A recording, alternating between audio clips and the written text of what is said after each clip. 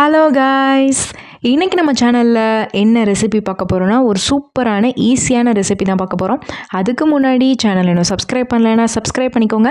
வாங்க வீடியோக்குள்ளே போகலாம். இன்றைக்கி நம்ம பார்க்க போகிற ரெசிபி என்னென்னா ஷீர் குருமா ரெசிபி தான் பார்க்க போகிறோம். இது ஒன்றும் இல்லை, சேமியா பாயசம் தான். கொஞ்சம் திக்காக கொஞ்சம் இன்க்ரீடியன்ஸ் மட்டும் ஆட் பண்ணி நல்லா சூப்பர் டெலிஷியஸாக செய்ய போகிறோம். இது வரைக்கும் நீங்கள் இந்த மாதிரி சேமியா பாயசம் செஞ்சது இல்லைன்னா கண்டிப்பாக இந்த டைம் செஞ்சு பாருங்கள், அவ்வளோ சூப்பராக இருக்கும். இதுக்கப்புறம் நீங்கள் இந்த மெத்தடை ஃபாலோ பண்ணி தான் செய்வீங்க. இது முஸ்லீம்ஸ் அவங்க ரமதானுக்கு இல்லைனா ஈதுக்கு கண்டிப்பாக செய்வாங்க. நல்லா ரிச்சாக க்ரீமியாக செய்வாங்க. செய்கிறதுமே ரொம்ப சிம்பிளாக தான் இருக்கும். வாங்க எப்படி செய்கிறதுன்றதை பார்க்கலாம். இதுக்கு ஃபஸ்ட்டு ஒரு பேன் எடுத்துக்கோங்க. அதில் 1 டேபிள் ஸ்பூன் அளவுக்கு நெய் ஆட் பண்ணிக்கலாம்.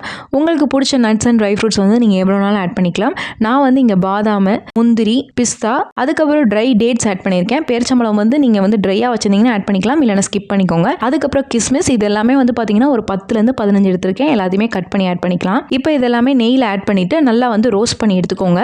அந்த கிஸ்மிஸ் பார்த்தீங்கன்னா நல்லா உங்களுக்கு உப்பி வரணும். எல்லாமே லைட்டாக கலர் சேஞ்ச் ஆனால் போதும், இல்லைனா கறிகிறோம். இப்போ நெய்யில் ரோஸ்ட் பண்ணிட்டு தனியாக எடுத்து வச்சிருங்க. இப்போ நம்மளுக்கு தேவையான அளவுக்கு சேமியா எடுத்துக்கலாம். பால் பார்த்தீங்கன்னா 1/4 லிட்டர் தான் எடுக்க போகிறேன். ஸோ நான் 50 கிராம் எடுத்திருக்கேன். இதுவே உங்களுக்கு போதுமானது. இதை நல்லா நொறுக்கிக்கோங்க.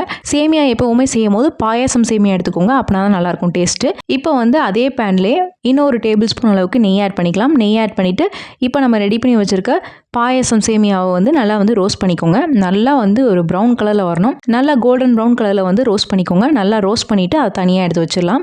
இந்த அளவுக்கு உங்களுக்கு ரோஸ்ட் ஆகி வரணும். இப்போ இதையும் நம்ம பிளேட்டில் மாற்றிட்டு நல்லா கம்ப்ளீட்டாக ஆற வச்சிடலாம். இப்போ அதே பேன்லேயே 1/4 கப் அளவுக்கு நான் சர்க்கரை ஆட் பண்ணியிருக்கேன். 1/4 கப்புன்றது 25 கிராம் அளவுக்கு நான் எடுத்திருக்கேன்.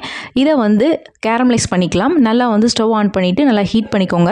சுகர் நல்லா கரைஞ்சி வரும். உங்களுக்கு தேன் கலரில் வர ஆரம்பிக்கும். ரொம்ப சுகரை கேரமலைஸ் பண்ணி கருக விட்டுறாதீங்க, இல்லைனா கசந்து போயிடும் பாயசம்.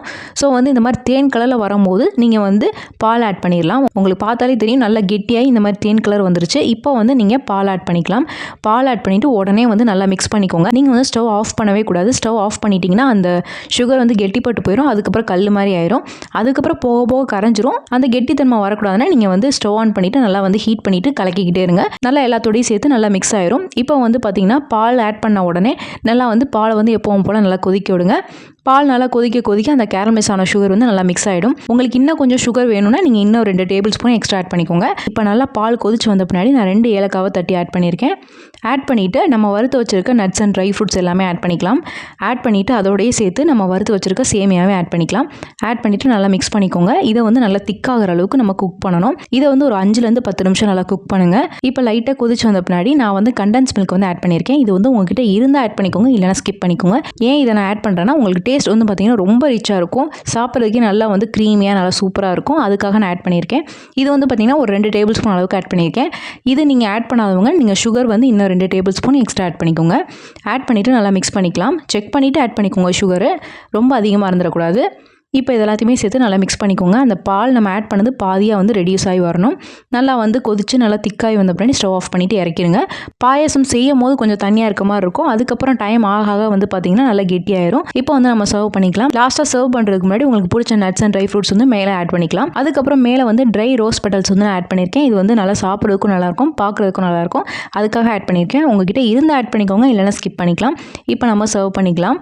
பாருங்கள், சூப்பராக ரெடி ஆயிடுச்சு. இப்போ நான் க்ளோஸ்அப்பில் காமிக்கிறேன் பாருங்கள் எந்த அளவுக்கு இருக்குன்னு. இப்போ நம்ம ஃபஸ்ட்டு செய்யும் போது கொஞ்சம் தண்ணியாக இருக்க மாதிரி இருந்துச்சு. இப்போ பாருங்கள் கொஞ்சம் டைம் ஆன பின்னாடி எவ்வளோ கெட்டி ஆயிடுச்சுன்னு உங்களுக்கு பார்த்தாலே தெரியும்.